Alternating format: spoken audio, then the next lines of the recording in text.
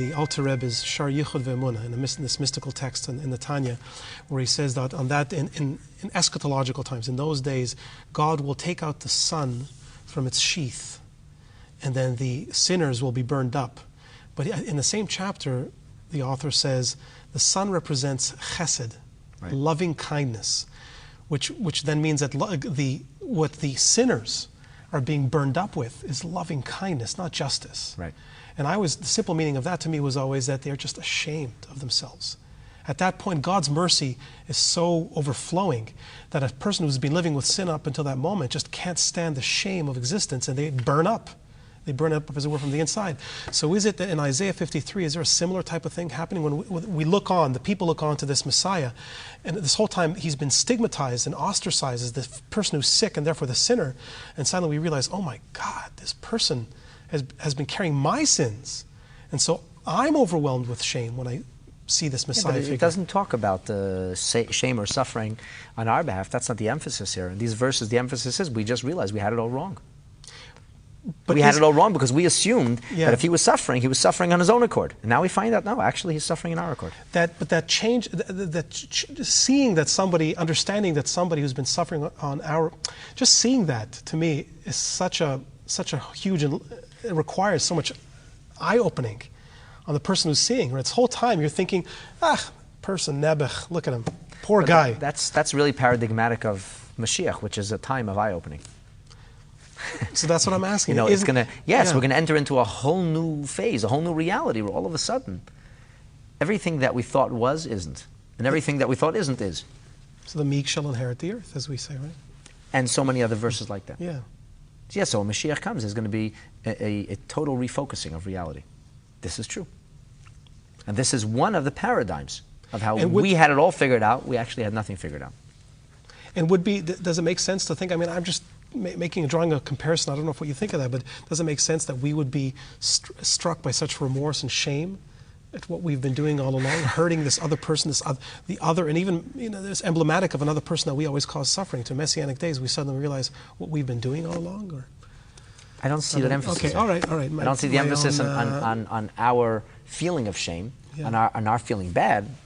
To me, the emphasis is us having this awakening, this awareness. So why? Because otherwise, but then the question is, why would he have to be a suffering? Right. The question is, why is he a suffering servant to begin with? Why not make him a handsome guy who's well dressed? He's got his faculties, possessed, and when the right time comes, press the button. He shows himself. So he's let us see. He's been a humble guy. He's been he's been like an academic somewhere, cloistered in an ivory tower somewhere, or maybe not that. He's been a blue collar worker.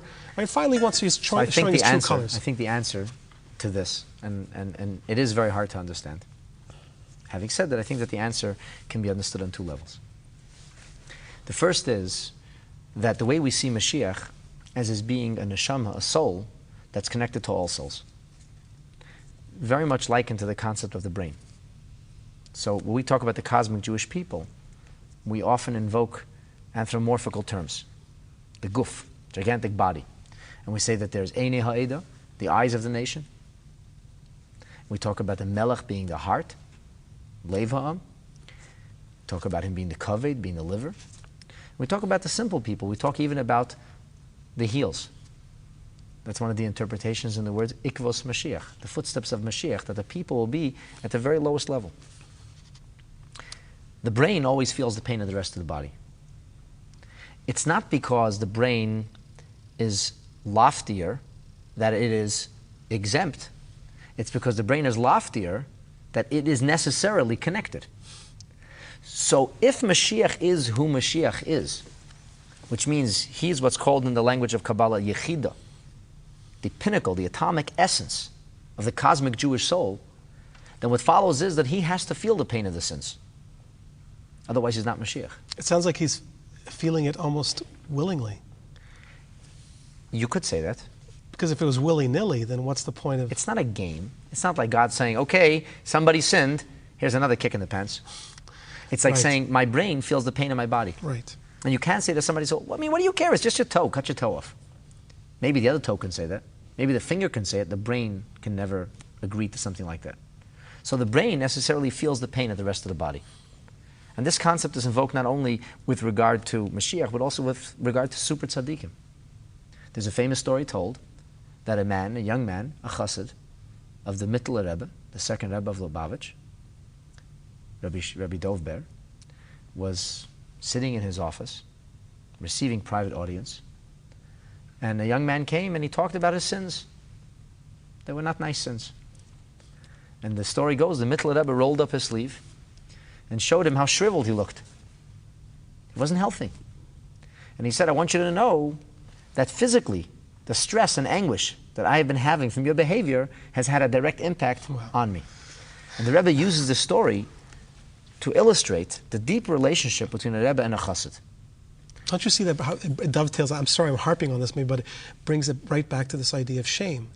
That how is that person, I assuming this story must go on, that person did tshuva there, right there and then, on the moment. So why would he not do tshuva? He goes to this great man, a man whom he reveres. Obviously, that's why he's going to him. He feels bad about what's going on. And suddenly he realizes, you know what, I mean, every sinner knows he causes himself pain. But the thought that, for example, chas v'shalom, you cause your father pain, or your mother pain, whom you love and revere, that's unbearable. But you know, Michael, every wayward child, and there are people with wayward children, bring incredible grief to their parents. Yeah, but you know, there's no greater joy than parenthood. And there's also no greater grief. You know, the famous story told these two. But they blame their parents. A child could only do that, could only maintain that's themselves only in that modern behavior. times. Now we have this new escape called blame your parents. Yeah. Freudian psychology. Nothing's my fault. It's always. So that's what I'm saying. In this situation, he obviously honors the Rebbe. That's why he's coming to him. He loves this certainly, Rebbe. Certainly. So he must be horrified at what he's doing to the Rebbe. You could say that. So and you could even say that the Rebbe wanted to show him how much he cared about him. You know, they tell the story about these two grandmas who meet. They hadn't seen each other since high school days. Right. And one tells about her children and her grandchildren. And says to the other one, how about you? She says, I have no children. She says, no children? What do you do for aggravation?